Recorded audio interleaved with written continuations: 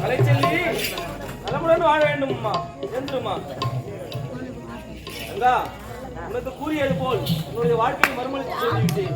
சென்று ஓய்வது.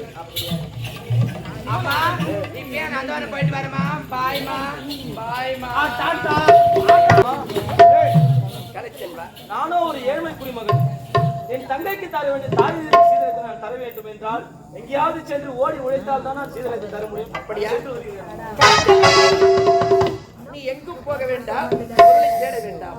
என்னுடைய நாட்டில் அரண்மனையிலே இருக்கலாம். உனக்கு ஒரு பதவி போட்டு தருகிறேன். அப்படியா? தளபதி யாரு? மகாராணி அவர்களே, நம்முடைய நாட்டில் பதவி ஏதாவது காலி இருக்கிறதா? பதவி எதுவுமே காலி கிடையாது.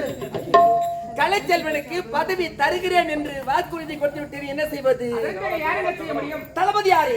நீங்கள் செய்யும் தளபதி பதவியில் இருந்து பாதியை பகிர்ந்து இதான் இருக்கும் கலைச்செல்வனுக்கு போர்படை தளபதி புரட்சி வீரர் என்று பதவி அளிக்கிறேன்.